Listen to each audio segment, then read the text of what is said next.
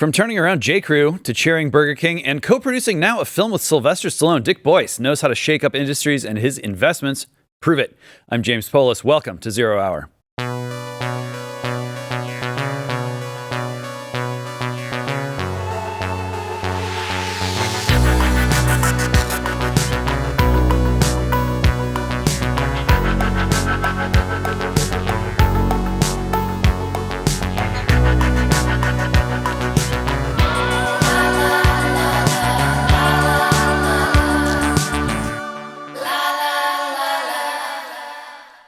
Dick Boyce is an investor, former CEO of J.Crew, later founded the TPG operating group, growing its assets from $1 billion to $75 billion. That's a B, dollars. He's chaired Burger King, Del Monte Foods, and advised major corporations like HP. If that is not enough, he's also co-produced this film. We're going to talk about it. It's called Lost on a Mountain in Maine with Sylvester Stallone backing. Welcome, Dick. Great to be here. Lots of stuff, lots of fingers and lots of pies. You're doing this movie right now, so let's talk about film, and then we can sort of broaden out from there. This is a film about a kid in the woods, timeless. This is something that someone, 2,000 years ago would understand. Why is it so hot right now? Why is this the movie that you wanted to make first time out? There's probably two pieces to that, James. First, there's an actual history to it. In 1939, this boy did get lost on a remote mountain in Maine. His story and effort to rescue himself inspired a nation, including my father, who was 12 years old at the time, and he read the book in 39. He read it to me in the 60s, and then I read it to my boys in the 90s, and something clicked in my head. If you played a Boyce bingo life game, you'd never say, I'm sure there's a movie somewhere on that bingo card. But I decided in the early 90s this story was too important, had to be told, and inspire people nationally. I tried to buy the rights in 94 and failed. They ought to have been sold in perpetuity with no conditions, so I thought I was never going to get another crack at it. And after I retired in 2018, I tracked down the current owners. They did not have the financial wherewithal to make the movie. And after a couple of years of back and forth, climbing the mountain with them a couple of times, we were able to ultimately get to work with CAA in Los Angeles, and that got us to Stallone, and the rest is history. We were able to make a great movie. So that was sort of the original genesis, was to build off something that inspired my father generations ago. But the other piece really was, as I looked at all the movie fare that was out there, I just found there was an opening to do a movie like Disney used to make, timeless values of family, faith, and grit that people could relate to. We talk about how people leave the movie. First, almost all parents grab their kids on the way out and say, wow, hold on, right? But there's another piece about how do you want to raise your children, safe or strong? And this raises a really good debate about that today in the world of helicopter parenting. And in this case, a boy spent 9 days without food or shelter and survived. And a lot of parents come out of the movie saying, I don't think our kid could do that.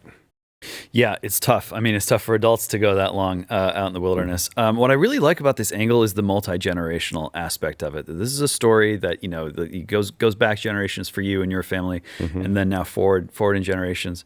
I've been looking at the way technology changes the ways that generations interact with each other.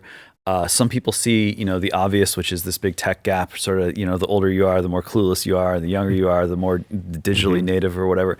And of course, there's some truth to that. But I also think at the same time, it's become interesting seeing how different generations, the gap becomes less important in some ways.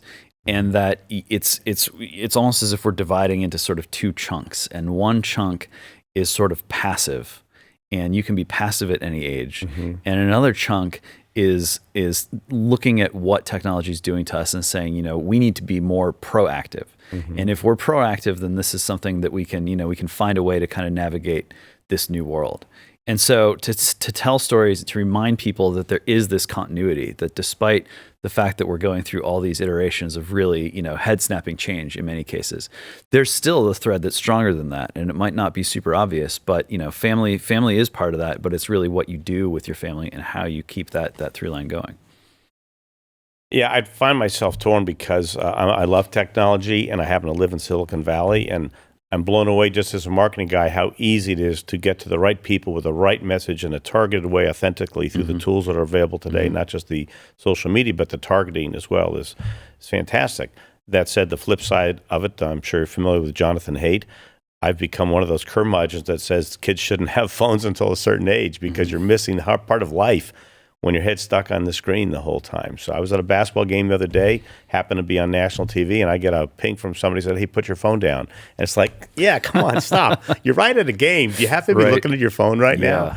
So I'm torn on the whole thing. I think there's some intelligent pushback on the intervention, on the impact of technology on particularly people as they grow up, that they aren't growing up in a way that is the best way, I think, to have a fulfilled, open, engaged life. So I don't know if you're going down that path, but that does concern me about the evolution of technology, and my sense is you've written a bit about that. Yeah, well, it's it's trade-offs, and there's again, for obvious reasons, there's always been a lot of focus on the potential harms of technology, and those can be real, as with anything, as with fire. These things, tools, you can always use them in the wrong way, and it can harm you. But I think the real question is, what are you missing out on if you disappear into the phones? What are you running away from? What are you afraid of? That kind of temptation to willfully step back from real life. I think that's where the real hazards can be, because you might find yourself in the woods one day. You might find yourself, unable to get in contact with friends and family. And all of a sudden, the VR thing isn't the same as actually being there with no food or not shelter. the same. And it is weird to live in a world where even adults, if you don't hear from someone in 15 minutes, like, oh, what happened to them? What's going on? Why aren't you picking up? Like, why aren't you answering? Don't leave me on red. Like the panic sort of comes to the fore so quickly. And so, just to kind of get back to the movies, I think this is a moment where so many people are so saturated with constant communication that's really driven by words. It's a very wordy time we're living in. A lot of talking. Here we are on a talk show. Guilty. We're all guilty to a degree. And there's just so much more in how human beings can communicate with each other. And so while some people look at movies and they think like, well, this is an old technology, it's all being surpassed, who really wants to just sit there in the theater? Well, it turns out a lot of people actually do. And why is that? Is it because they're worshiping the screen? I don't know. Maybe in some cases, you go back to 2001, when the guy dropped acid in the movie theater and ran down the center aisle and said, "I see God," and smashed it. That's not really the way it is for people today, and even for rising generations. I have a son. He doesn't confuse movies with reality. There is a bit more of a distance, and I think that's healthy. But I do think that what people are absorbing is on screen, through cinema, through film, there's nonverbal communication. Yeah. You can communicate so much information, so much emotion, so much feeling, so much spirit through the image and through silences. And that's something that, as much as I enjoy doing this, you can't always do that when you're just talking about things. Yeah, I'd say a couple things. One, just a general learning. I am very much a left-brain person, and so if I have a scene, that one of the compelling scenes in the movie is when they figure out that he's actually alive, and the father's actually in a hospital bed, unrelated accident or related to the search. Mother runs in, and Dick Boyce would write, "Hey, he's alive," which is just too obvious and isn't what you. And instead, their eyes meet, and they both sort of shiver, and then you just know, and you can feel their emotion. And so, to your point, the silence is golden. Yeah, there's so many things in the movie that I watch smarter people than me construct to have silence really be what the message is and the expression in the face. And I would also say that a lot of the movie is about introspection and retrospection. The father is alone in a hospital. He's poked his eye out in the woods trying to find his son, and he's there stuck with his thoughts. What could have been? What should have been? Why did I let him go up on the mountain? Why did I not make sure that we had a signal system to come back down? How did I not tell him more about the trails to escape? We didn't have a backup plan. We didn't have food. We didn't have water. And the son, meanwhile, is thinking, why did I run away? I really am stubborn and unnecessarily stubborn. So a lot of the movie, it's hard. When I first tried to make this movie, people said, this is before 127 Hours came out. This is before the Tom Hanks, FedEx guy came out. People said, you can't have a kid alone in the woods. It's not a movie. And we found a way for him to be lost in his thoughts in a good way. And we introduced faith in a really constructive way. I'd say small f, faith. But he prayed several times, and it's true because we have all his diaries, and we talked to him. We talked to him before he passed away. He prayed. He says on record the thing that really saved him was faith. Yeah. And in today's world, sometimes that doesn't play so well. But I love playing it the way because it's just the truth. We didn't have to make it up. So I think there's some good retrospective that you're not with a phone. You're just alone with your thoughts, and there's some merit to being alone with your thoughts sometimes. Absolutely, something that you should not run away from, and that's another reason that the phones can be a problem. They weren't created so that to lure people away from their thoughts, but that's a consequence. And when it's sitting there right in front of you, why suffer? Why fight through a moment of self-doubt? Why confront the things that you don't want to confront about your own responsibilities in your life when you can just go, turn to the infinite scroll and lose your thoughts. Let's talk about Sylvester Stallone's role in this film. He's been tapped, at least via ex post by President Trump, along with Mel Gibson and John Voight, to make Hollywood great again. It's a tall order. Hollywood is probably in worse shape than it's ever been, really. So to see him take an interest in your film, just talk a little bit about what it is that lit up for Sly when it came to this movie, and if you think that this is kind of a prototype or an example of how to rediscover what I think is still a big audience out there for film. I'd say a couple things. One, truth in advertising. All my work was with his right-hand guy, Braden Aftergood. I would say, and I don't know how well this will translate, his comment upon seeing our story and our idea behind it was, Braden, that's his right-hand guy, we've been making movies about what men can endure for decades. Never did one about what a kid can endure. This is that kid. That summarizes sort of his mindset. There's a small number of values that he thinks are important to celebrate and understand and explore, and we happen to overlap with him. It was luck. I obviously did not write it for him. I think to your broader question of the role he can play in this administration, the first interesting thing is that he's been quietly conservative for decades, so he doesn't wear it on his sleeve. People just know that's his general mindset.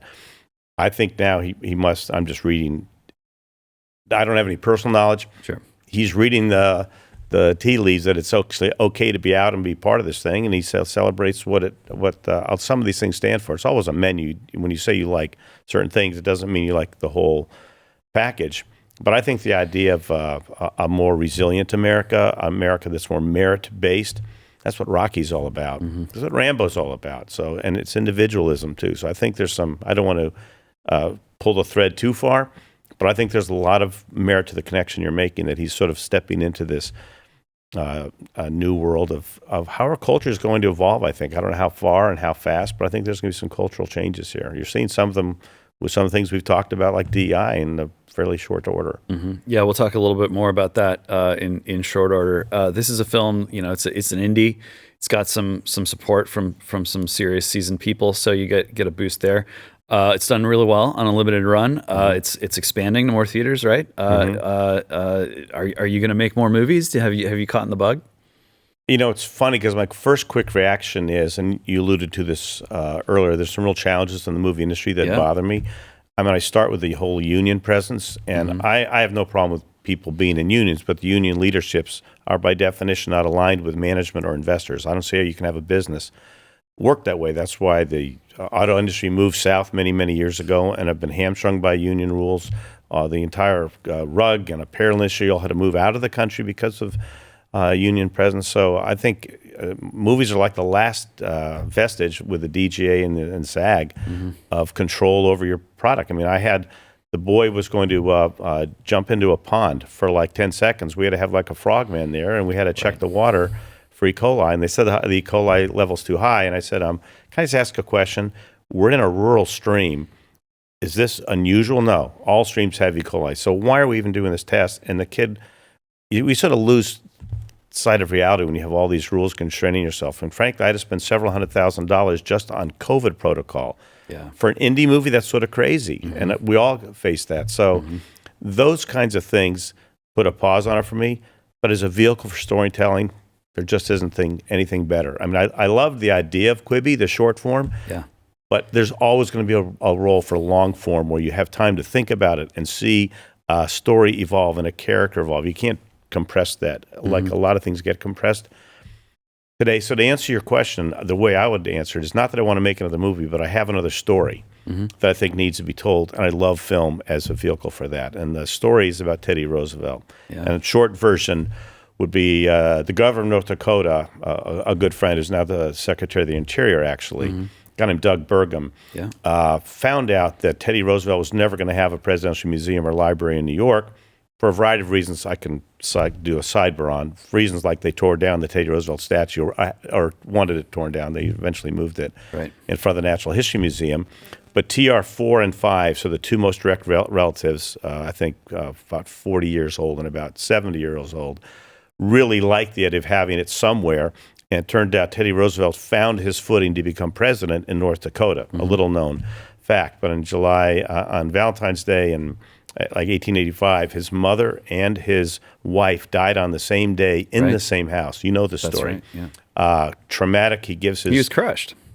He was crushed. In his diary, he wrote, "The light is gone from my life." Yeah. And he, like in a movie, got on a train and said, "I'm going far west till the train ends." It wasn't like he got off in Medora, North Dakota, and he could have gone on to Montana. That was actually end of the line in those days. Yeah. Got out, met some people in a bar, started forming a life, developed a ranch, became a cowhand, went through all the rough scrabble stuff that you had to do when the frontier still existed. There were still Indians there. There were still cops. I mean, there were still robbers. There were sheriffs covering entire counties. It was a hard scrabble, tough life. And he did that for 5 years. He would go back east periodically, but largely he did that. And he would say that's what that experience made him president, the toughness, the roughness. And also in an election, he had more Western states he had appeal to. And he was no longer this elite snob that went to Harvard. So real character builder. And some of the Rough Riders that came with him to San Juan Hill, where he got the Medal of Honor, are people he met in North Dakota. So anyway, we're building a museum there. It's about halfway done right now. We raised over $300 million. It's going to be spectacular. It's at the site of where his ranch was, and it's the site of the only park named after a president, the Theodore Roosevelt National Park, on the edge of the Badlands in central North Dakota. And yes, we're working. I'm talking to the folks at Wonder Project, very preliminary right now, about doing our version of a movie they're doing now called Young Washington, where we take a slice of his life, probably that slice of North Dakota, and help Americans understand how this spectacular guy came from this crucible of growing up in the frontier and became the man that he became. It's an incredible story of resilience. And, you know, there's been some documentary stuff here and there. But, you know, how do you go from that kind of well-bred Atlantic seaboard guy to being the guy who's out there, you know, in chaps and yelling, "Get action," and that sort of becomes his life's motto.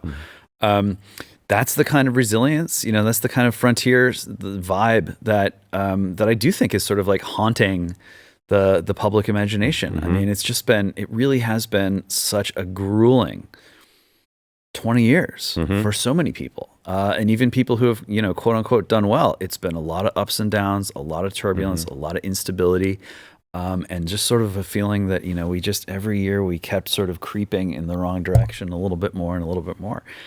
You talked about, you know, the impact of unions driving productive economic life out of states and out of the country. You look at Hollywood. I mean, you know, the unions, they haven't been able to keep that industry up on its feet. They've tried to protect their people, and I understand that. But gosh, you know, the headwinds have been so bad. And you look at the consolidation of the industry. You know, you don't have to be an anti-corporate person to look at sort of, what is it, NBC, Comcast, Universal. You know, the name is like sprawling around the top of the building, and thinking like, okay, so they're taking finished movies, and they're not releasing them because it pencils out better to take the tax loss. This is dysfunctional. You know, it's very dysfunctional, and I think Americans have seen that kind of dysfunction, counterintuitive decisions, you know, things that seem to be destroying more value than it's creating, just kind of creeping through, you know, all of the industries that have consolidated.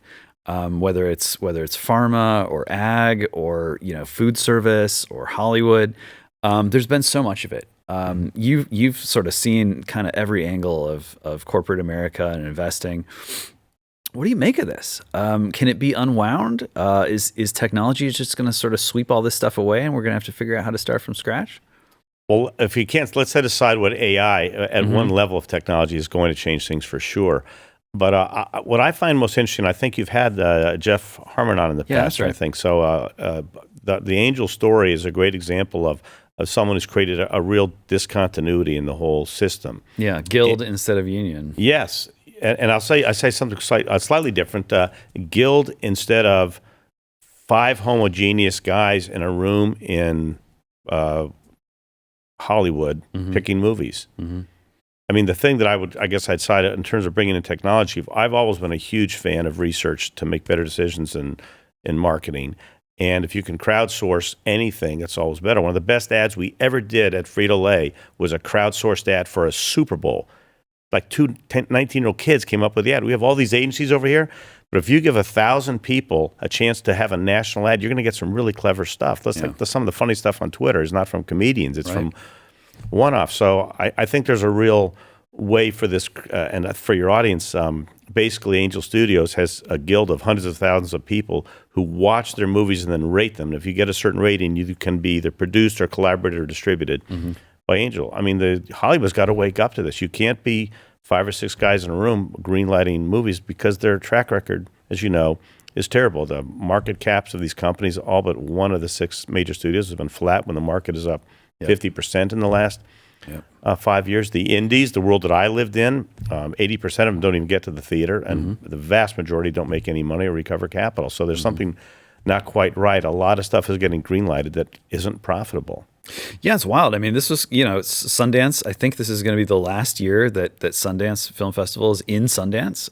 They're starting to realize that maybe something needs to change. I don't know if the location needs to change, but people are chewing over this and sort of fretting about it. And they've done the research. They've sort of gone out there and polled people.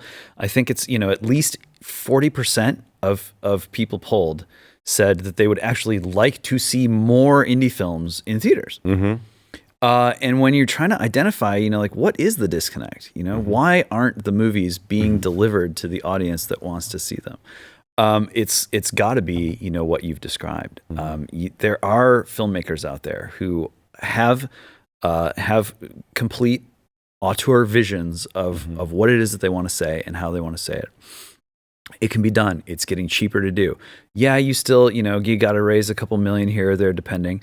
But there is money out there, and when there's a compelling message and it's presented in a compelling way, it is, at least on paper, you have more ways to sort of to bite the apple than ever before.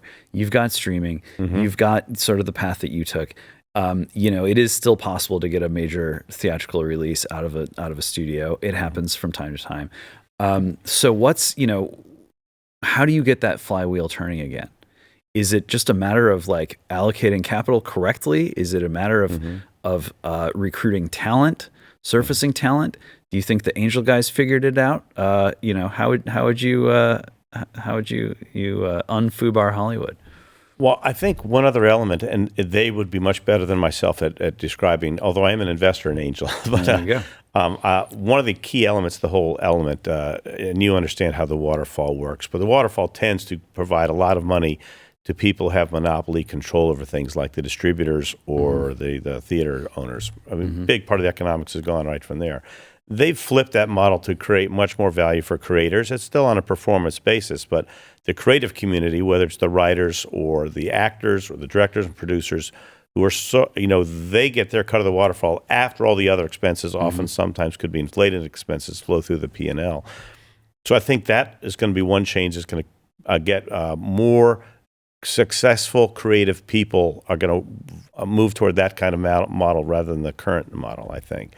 I think this idea of crowdsourcing ideas and then greenlighting off that is going to shift the model as well too. I mean, my movie did fine critically. I think 60% Rotten Tomatoes from the critics, but I got 92 from the audience. Right. Someone's got to say, look, we want to produce movies that have a 92 from the audience. If you look at the Sundance and other movies, most of them aren't commercially successful. Right. But that's almost not even their mindset. They'd almost have to imagine if you said to Sundance, you have to try to predict now what movies will be the most successful commercially. That's not their MO. A movie like mine, if you just gave the soundbite, family and faith and grit, young boy lost on a mountain, ultimately rescued by himself, they're going to say, we don't have any. Now, it's sour grapes, but they have no interest. I don't think they have any interest in the storyline I just gave you. Right. Yeah. So the whole system of evaluating the movies is based on something that isn't really commercial. That's fine if you want to just call it art. or push a social agenda, but it's not commercially driven. That's the biggest shift that has to happen. I think Angel's on the cusp, but other people can try to do what Angel's doing. Yeah, I don't know. I mean, to me, it's remarkable to hear, and I sympathize to a degree. You know, when you've got kind of these Hollywood people sitting around going like, why aren't the dogs eating the dog food? You know, like why won't they watch our movies? And it's like maybe it's because of your character and what it is that you're choosing to put on screen. Obviously, there are sort of economics involved and shifting business models and everything. But at the end of the day, like, what people want out of film is they want a representation. This is me talking, but I think about this stuff. They want to see what happens to people they can relate to when the eternal penetrates into the present moment. When you have that moment of reckoning and it shows up in something that happened 100 years ago might be cool. Something that's going to happen 100 years from now, that might be cool. There are going to be movies about the past and about the future forever. But really where the rubber hits the road is when you have that experience where you're seeing the eternal intersect with your own life right here in the present. There's so much going on in the world right now that is worth making movies about. There are so many stories, so many characters, so many problems that people are chewing over in their everyday lives. And they're looking for something outside of their own head that they can enter into a sort of spiritual exchange with. And that's really what artists are supposed to be able to do, is present people with those kinds of opportunities, where they can see themselves in the experience of a character, where they can see their humanity in the experience of a character. That kind of stuff, maybe it can be crowdsourced, maybe it can be workshopped, maybe a handful of guys in suits can figure it out. But I really think it has to come from the artists. And when your artists are captive to a worldview and a sort of spiritual understanding that is mistaken, it's going to hurt the art. And it's going to make normal people think of artists as weirdos who are out of touch, when really artists are supposed to be the people who are, so well attuned to what it is that's happening to us right now, that what they bring before their audience leads to, a kind of a communing experience. I'd say, just to build a bit on what we were talking about, because I think you're saying there's a yearning for better material out there that can really resonate and touch your soul. Yeah. If I could, one of the things I've been struck by is one of the reasons I think so many movies don't make money is that, a trivia question for you: how many movies are indie movies are completed per day in America? That's a great question. A little over 2. There's over 800 movies that are indie movies. What that means is someone had a passion project, but it wasn't relevant to the rest of the country, and so he doesn't make money, but he wanted to get, or she wanted to get their story out there and take a gamble and roll the dice. And so there's some element of that. There's not that much filter, because someone can almost always, it's hard to raise money, without a doubt, for films, but you have to find some other person who has a passion for your story. That doesn't mean there's passion commercially for it, I guess. And obviously, you've seen there's an ebb and flow on the spiritual side. There are a lot of movies that have a spiritual tone to them that have a much bigger audience than people realize. I mean, the major studios could have done The Chosen and David and these other movies, and they didn't. I mean, Disney sat on The Sound of Freedom, which is not a religious movie per se, but it's a movie that has a faith element to it, and it turns out to be the biggest blockbuster indie almost in history, right? So people, I think I don't even think they have their filter set right, and some other people from the outside are doing it. If we had fewer movies made, I think there'd be higher quality, but I think there's a real yearning need to have better quality, no matter what, of what people can relate to and enjoy. Yeah. Well, like you said, there's really no better way to communicate to a large number of people at the same time, with some degree of nuance, of sophistication, communicating through image and silence and everything. But for all of it to come together, you really do need trained professionals. You need people who know exactly what they're doing from the inside out, who have competence, who have vision, who are focused. And what we've seen happen to Hollywood since COVID, whether it's COVID coordinators or, trying to just DEI everything and, make sure that you're going down the identity checklist, that takes the eye off the ball of just the simple competence, not to mention the charisma that you need for this capstone art to all come together in all of its facets. All right. That said, there's a whole other world of finance and economics out there, and I want to make sure that we tie it all together. Since you have, you've blazed the trail through just about all of it. Part of that feeling of kind of just continuously creeping in the wrong direction for decades that many of Americans have felt. I think, it's got something to do with corporate consolidation. It's got something to do with private equity, where people think like, oh, here's this business. It used to be quaint. It used to be a neighborhood business.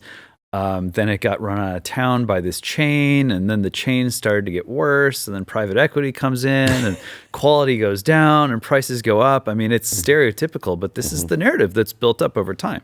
And I don't think, anyone from Mitt Romney on down has really been able to kind of get another narrative out there that says like, hey, sometimes it doesn't work out. Sometimes it works out really well. Here are the success stories. Don't be afraid of this.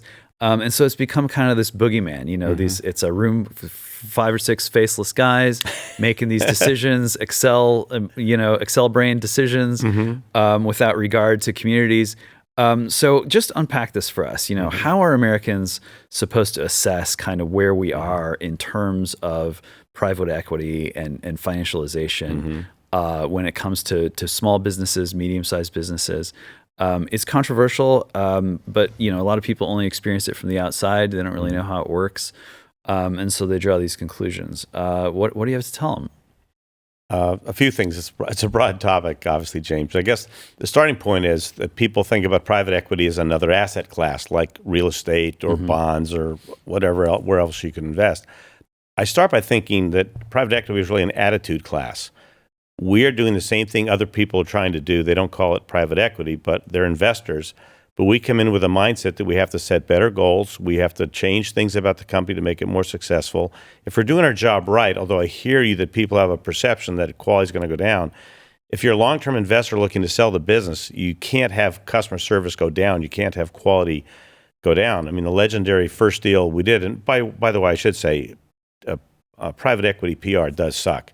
Because people do have this impression that we're all raiders when less than 10% of the deals are hostile deals. These are deals in a partnership where we're providing capital to a willing seller in an auction. So there should be, in theory, nothing wrong with that. But when we bought Continental Airlines right here in Texas, our first real big deal, we had a CEO that was on the cover of Fortune magazine as the toughest boss in America, which was not meant to be a compliment.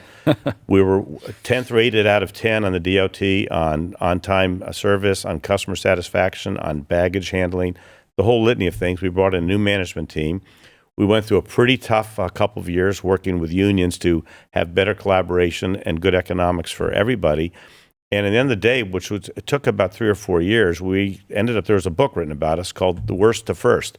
We were number 1 rated on all those elements. And one of the things we did that was quite smart, we said we're fundamentally a business airline. So we will be everything we can to be polite and helpful to families traveling on vacation. We want to be the business airline, people that have a connection that has to happen and the luggage has to get through and it has to be easy for me to do as a business person. And we got focused on that sort of simple thing and then did it really well and then really executed on the baggage claim and so forth. And did simple things like one of the ways we improved our online on-time flights is we never held up a flight for another flight that was late. Most of the system does that, which cascades through your entire system. We bit the bullet on the flight that was late and on annoying the people to keep the other flight on time. And that forced us to get much better.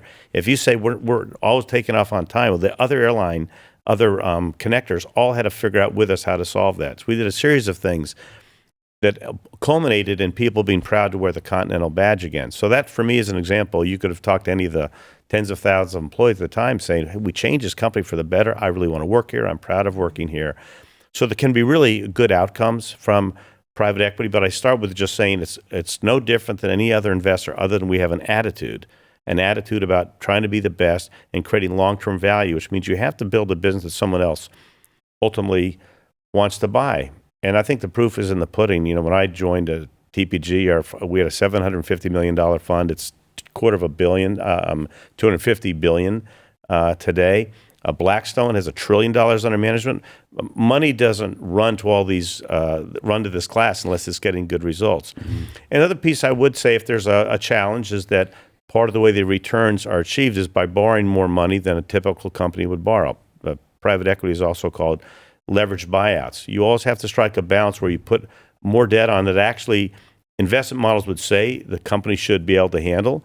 But if you have an underperformance, then it makes it tighter on the company, and then you introduce that as part of the structure of your deal. Hope I'm not making it too complicated. No, that's all right. So I think there are some negatives. Some of these companies don't turn out well because of the bets that the private equity made.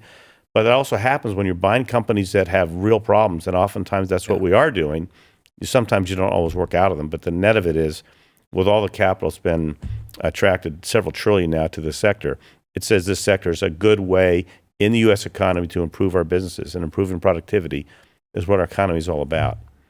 Yeah, I mean, the thing that's interesting to me is there are a lot of failing businesses, and they're not just failing because, you know, they're not being run right. There's a more macro thing going on where, because of financialization, because of the way that the government for so long has said, you know, we're just going to press this button that says magic money, and there's going to be a lot of it. There's going to be as much of it as we say that we need. That has created this kind of perpetual, you know, a valve sucking talent and competence out of that kind of small to medium-sized business, you know, regional business, hometown business, local economy, and it's sucked it toward the coasts, and it's sucked it into you know, spreadsheet industries. And when that happens, you're just, you know, if you're trying to run one of those businesses, it's probably likely that it's going to be harder to keep it in the family. It's going to be likely that you're going to have to pay more for sort of, you know, less skilled workers. It's going to be harder to just keep the enterprise going. And especially if, you know, you grew it in decades past and then you enter into this new era, and it's gradually becoming more and more difficult for you to, you know, to grow, much less, you know, to just keep the lights on, then you do need to pull that lifeline. And you do need to sort of pick up the phone and say, hey, you know, guys from, you know, whatever firm, whatever outfit, you know, I just can't make this thing work anymore. Right. I don't want to just walk away. Can you help me out? And private equity can say, yeah, you know, maybe we can do that. And then local folks get bent out of shape, and it's like, well, okay, but, you know, what's the alternative? And in a political economy where there's so much magic money, and where so much of economic activity is being pulled out of manufacturing and out of, you know, just kind of classic American economic productivity, and put into these kinds of, you know, these more abstract and more just kind of numbers on a screen industries, it seems like it's just going to be very hard to get away from a growing share of economic life being kind of these slow motion train wrecks of failing businesses, family businesses where the family's dried up, stuff like that. So when you look at it that way, you know, ideally we have a better balance, right? Where the government isn't spending so much magic money, where young people aren't incentivized to just go get a spreadsheet job, where, you know, there is more, there's more parity between people who are, you know, just kind of sucked into the Wall Street orbit and people who stay in that kind of Main Street orbit. True? False? Well, I guess I could give a couple other perspectives, James. One, on the inevitability of this. I'm with you that little hardware store in a little town that I grew up in, it's gone now. And why is that? Because they were good people, good family business. But you can go back to the 1800s when the average farm was 5 acres and it was uneconomic. And then there were 10 acres, and there were 100 acres, there were 1,000 acres. And then John Deere figured out how to automate the whole thing, both sprinkling and harvesting. That turned out to be a good thing for America. All of a sudden, we became the breadbasket, not just for the central United States, but for the rest of the United States, and then for the world. So there's real value that was created are largely through scale economics, then more into the investment in equipment and fertilizer and everything else they've done to make these farms extremely productive. The same thing has happened now, let's say, in retail. And there's an expression called roll-up. I don't know if you've heard of what an expression called a roll-up, but a roll-up is when someone spots their 4 or 5 regional businesses that individually are working well, but they're not collectively working well. And there's ways to consolidate the marketing and the cost structure to make a national brand out of them. And they're called roll-ups. It's a very common thing that private equity does. So that contributes to the same thing that you're saying. I'd say a couple things.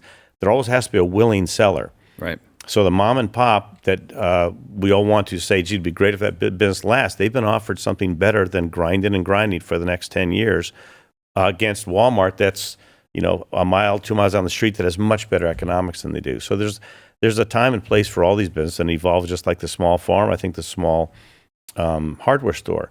The flip side, though, is, there's still millions of businesses created every year. So it's not like those businesses, the death of a small hardware store in your town does not mean the death knell for something getting started. Someone's going to create something better, different. Now there's a guy called Thumbtack, and he sort of plays the role of people used to go to the hardware store and DIY. Well, now you can go to Thumbtack, and they'll send a guy who's a perfect guy to do DIY stuff for you now in your house, whether it's home repair or whatever it might be. So the economy continues to evolve. So sure enough, those jobs are starting to tick back up again. Pay's getting better. Absolutely. The demand's coming up. Yeah. So I think innovation always creates more jobs. Even AI, I'm not smart enough to figure that out, but I'm going to believe that AI is going to end up creating a lot more jobs, just different kind of jobs. Interesting. So you're not worried, just sort of big picture, that it's gonna wipe out the working class, or even, I was looking at Y Combinator, sort of the big the biggest Silicon Valley kind of startup incubator or accelerator, whatever you want to call it. And their request for startups this year was like, we are trying to automate jobs at the 100K level. That's what we want to do. Well, and it's like, man, all right, there's lots of guys out there got that computer science degree and thought that they were going to be golden, and now maybe not. And the market's a dynamic thing, and American life is full of second acts. But if these things happen too fast, there's going to be a lot of dislocation. Without a doubt, there's going to be dislocation. It's a whole other conversation, which I'm qualified to talk about the evolution of AI. I would say if you look at Microsoft, the early stages of Microsoft, where it's going to change the workforce, there's going to be no work for people to do because people sat with spreadsheets and spent all day to do one scenario. When I first got Lotus 1, 2, 3, I could do 20 scenarios in 5 minutes. That allowed me to make better decisions, move faster, build things bigger, which created other opportunities. So I'm always focused on things that improve, broadly writ American productivity, will grow the economy, will create more jobs I can't predict right now, and also make us a society that's better able to take care of those who can't take care of themselves. So anything that adds to productivity to me is a plus. Same with our population growth. Our population growth we're below replacement fertility right now. So the immigration is a very sensitive issue right now. But for us to continue to be a great nation that grows and has productivity, we have to have either higher fertility rate or more immigration, or both. Yeah, I mean, I think it's just very hard to argue with all this stuff. I know there are folks in the space who look at the trend lines for AI and all the rest, and they're just scared. And well, what's to stop us from just destroying our humanity and turning into this big insect Borg? And the answer is, not much. The answer is our spiritual fiber, and it's like George Washington said about our liberties. If you want to squander them, no one is going to stop you. It's the same thing with our humanity. And when Donald Trump gets up there and he talks about a new golden age, and that excites a lot of people, other people get a little freaked out. Hey, if we can't bear the responsibilities that we create for ourselves through our ingenuity, then that's on us. And if you're looking for someone to ride to the rescue, I don't know. That's being an adult is about riding to your own rescue, right? Absolutely. I think so. I don't have a apocalyptic view of technology at some point, making it difficult for people to find great things to do. I mean, this whole left idea of universal basic income is, I think, just insane. I mean, the whole purpose of life is to have earned independence. If you can, if you have ability issues, that's a different thing, and we always have to find ways to help people that don't have the ability to do work. But other than that, earned independence is what makes your life free. Yeah. And so I think people will be always motivated to do that. I mean, when the guys came up with Uber, I mean, now they imply, whatever, 1 million people in the United States that drive cars. Those jobs didn't exist before they had that. Well, this is interesting because coming out of this election, there was a reasonable concern that things might get a little spicy in the streets, especially after the past 4 years, where every year or so there was another mass protest, and march through the streets, riots, the cars on fire. But it didn't happen. It didn't happen, and people are sort of kind of taking a breath and going, okay, so why didn't it happen? And what it looks like is all those people who are so super angry about Donald Trump, who really got riled up year after year, whipped into this state of panic. Finally, their nightmare came true, and guess what? The world didn't come crashing to an end. But there are millions and millions of Americans who are very worn out, spiritually, mentally, physically, just kind of pushed to the breaking point. Whether it's just through ordinary hardship, but even more just through like the propaganda war, through all the fear mongering, through being sort of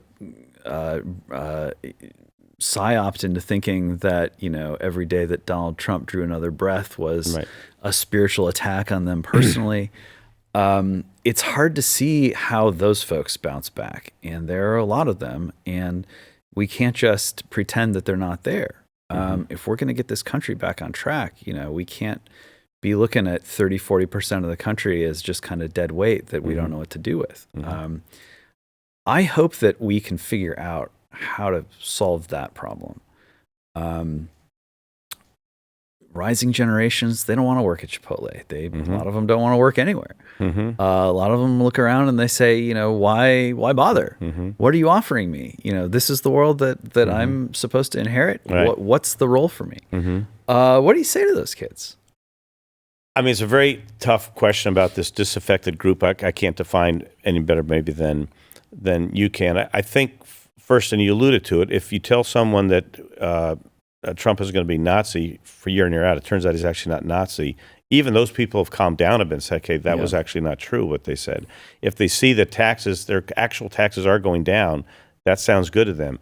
If they see that the immigration that they were not comfortable with is changing and being more disciplined and thoughtful, I think a lot of people are going to say, it feels like the country is going to be getting run better. That's a separate issue about the attitude about a guy not wanting to go work at Chipotle. I mean, the number of people whose had first job was in fast food is insane. People running major corporations all over the world started at those jobs. So I hope we never get to the point where the entry-level job is beneath our kids to work. We have to maintain that work ethic, but we also have to have a culture, a culture that retains merit. I mean, it's sort of sad that Trump had to say to people, we're going to bring back merit to our culture. If you believe in merit, then you sort of realize, I got to take that Chipotle job because I want to get to become the Chipotle manager because I want to run Chipotle someday. We can't lose that aspirational attitude of people and feel that these things are all dead ends. And I'll go back, I'm sorry for bouncing, but back. No, it's fine. There's a real hole that you've alluded to on the spiritual side. A lot of people have the spiritual, and I'm the last person to profess on this. I'm not a religious person, but I believe religion is fundamental to our country. And I think the problem with Europe, one of the biggest ones, they've just gone completely secular. Yeah. And so sometimes the way you fill the gap of things are imperfect is that you have a faith in things that are bigger than you or your job. Right. And we need that to come back, but it has to be natural. It can't be forced on people. They have to start believing. And I hope we start seeing a shift back toward a more spiritual country and a more faith-based country. And you don't have to, it doesn't have to be religion in your face. And there's many ways. I grew up Unitarian, and that just meant you believe there's something bigger than yourself. You believe in intelligent design, but you don't have to believe necessarily the same thing that someone else does. But there's something that fills your heart and your soul. And I think we do need some of that in times like we have right now.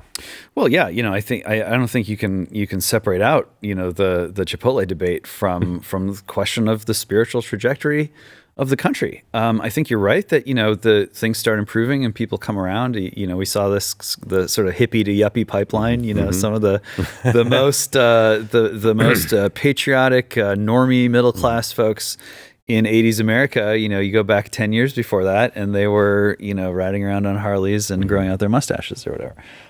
That was definitely a thing, and I think we're, probably going to see a version of that again this time around. But as nice as prosperity is, that's not going to be filling that spiritual hole that you're describing. And if you're starting out and you're like, well, I don't really want to work at Chipotle, but I'm raising a family. I need to make a buck. It's not going to be my last job. It's going to be my first job, or maybe it'll be, maybe I'll do 5 years. Maybe I'll go up to management, whatever. The whole question of how you make your money and how you, or how much money you make. Yeah. How you meet the needs of the day is just going to feel different and read different. And it's going to lead you in different directions if your spiritual life is stagnant or absent, or it's been replaced with some kind of, political ideology. Arthur Brooks, you may have come across Arthur Brooks. Yeah. He has some very simple concepts. He blurbed my first book. Oh, did he really? All right. There you go. Bring it in. Boom. Right. That's a good deal. He's a good guy. One more time. Yes. There we go. There we go. There we go. He has a simple equation, like the definition of happiness is your wants divided by your haves. I'm sorry, the way around. Your haves divided by your wants. And you have to have those in balance, because if your wants are higher and higher, then obviously your satisfaction number gets lower and lower. And it's a simple way to say, hey, get your wants in line with what your haves are. And for example, I really don't like that I want to have a bigger job, but my family is more important to me, and I'm going to make that my real want. Well, I have a good family because I have this job, and I shouldn't worry that much about what the job is right now, because it helps me do the family thing that is more important to me. And I think there's a whole one of the problems we all know about social media is you see what someone else is doing that looks better. Yeah. It's sort of crazy, and all these people post stuff that is a better view of their life than they live. And people say, why can't I go on a vacation like that? Well, that person probably isn't doing that either. There is some whole comparative thing we have to get a bit away.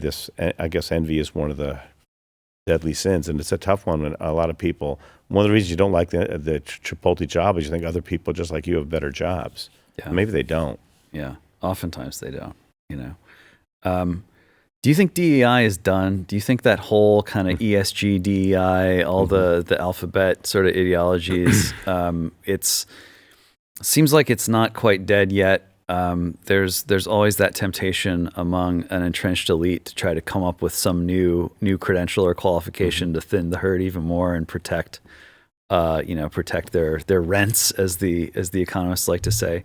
But there's no denying that, I think there was a huge push to get this stuff to stick.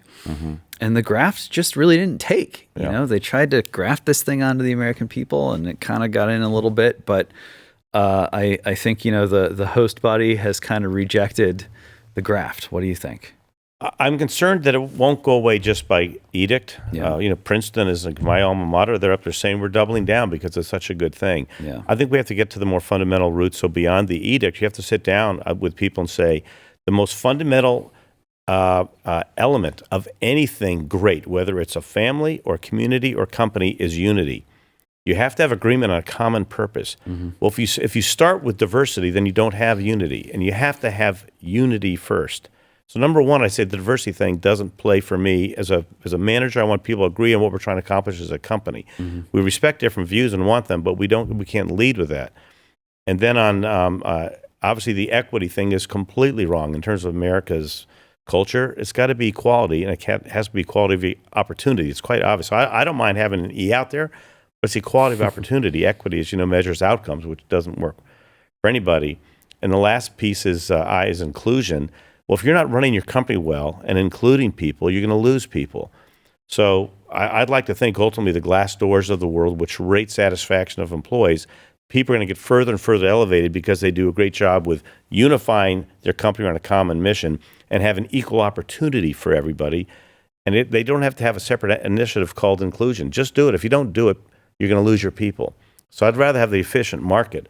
ultimately take the edict, but make it come alive in the sense that this is just not a good way to run a company. Not to say that the most important thing is you can't say you're merit-based if you say you have these rules around diversity and equity and inclusion. I'm part of some companies that have more affinity groups than they have profit. Yeah. Yeah. Well, I think that goes to show how much of the justification for this, I think internally, was to fill the spiritual hole. Where there really isn't an economic justification, and there really isn't, even like a sort of, a class-based analysis. It really comes down to the fact that there is that spiritual hole in a lot of people's lives, and they've been trying to figure out if there's some kind of newfangled way of filling it. And I guess something that's to fight for, something to care about. That's. But if it's just an ideology, then it's off target for a business for in a capitalist society. If it's just an identity, then the internet showed us that, any group of freaks can find each other and hoist their freak flag, but that doesn't mean that you're entitled to tell everyone else how to live their lives, So it's never really been clear what the foundation of all that stuff was, other than kind of an attempt to create a new religion. But again, in America, if you're going to do that, there's a big country out there where you can go do that and see how it works for you. It does not give you the right or the entitlement to dictate how social and economic life is going to be structured. And I think it wasn't the whole idea of spirituality is to be uplifting, and DEI often was not. It created winners and losers. That's not an uplifting spirit. It's not a spirit that's fulfilling, I don't think, ultimately. Even if you're on the winning side of the diversity equation, you can look at it and say, well, for me to feel good about myself, I have to demean someone else. There's oppressors and oppressed. The whole drill they go through. Yeah. It's just completely flawed. And it's become evident that Ibram Kennedy, just his entire school of diversity equity at Boston College just got closed down. Yeah, he's out. Yeah. Party's over. Yeah, and all the BLM folks, they've proven to be frauds largely. I mean, the leaders, they spent the money injudiciously and never accomplished really anything. So I think maybe some of these three-letter agency things are going to go away with some other ones. Well, maybe that golden age is right around the corner, but until then, we'll watch the movie, and I hope you do the TR thing. It's ripe for it. Dick Boyce, thanks so much. Great, thank you, James. Great talking to you. All right, and thank you for watching. Meanwhile, if you're on YouTube, give us that like, smash the subscribe button, just smash it. Subscribe to Blaze TV. Until next time around, this is Zero Hour. I am James Poulos, and may God have mercy on us all.